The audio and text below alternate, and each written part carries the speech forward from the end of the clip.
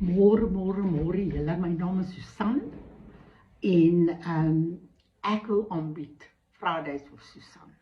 Nee, Fridays with me. Dis 'n nice een, nee.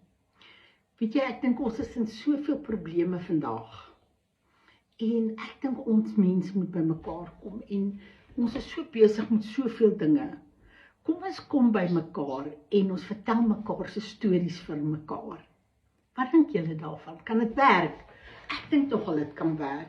Weet jy, ek is 65 en ek is alleen. En ek is al vir baie jare alleen en ek is baie happy om alleen te wees. Maar daar's te veel alleen mense wat nie happy is om alleen te wees nie. So, kom ons vertel vir mekaar se stories. Neem vir my 'n video op WhatsApp wat nie langer as sê 8 minute is nie. Asseblief nie 'n lang storie nie, 8 minute. Maak 'n mooi prentjie en mooi klankie en laat dit daarom nou netjies lyk. Dan stuur jy dit vir my op WhatsApp, ek gaan die nommer hieronder sit en dan sit ons dit op Fridays with me. Want ons is almal 'n me. Nee, en dan sit ons dit op en dan bespreek ons dit. En wat ook al op jou hart is. En hierdie is nie 'n platform om lelik met mekaar te wees van bitchy of enigiets van die aard nie. Ons is hier om met 'n gesprek met mekaar te hê. In 'n positiewe manier om mekaar te uplift. As ons nie kan uplift nie, dan wil ons nie praat nie. En met 'n spirituele diepheid. Ek sê nie hou jou Bybel onder jou arm nie. Ek sê net kom ons wees nice met mekaar. Okay, so daar sy. Stuur vir my julle video. Stuur vir my jou storie.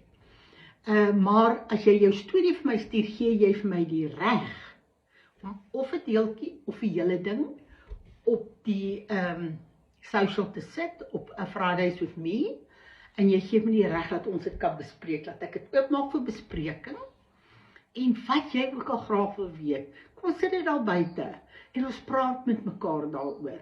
Want as ons met mekaar praat nie, niemand gaan met ons praat nie.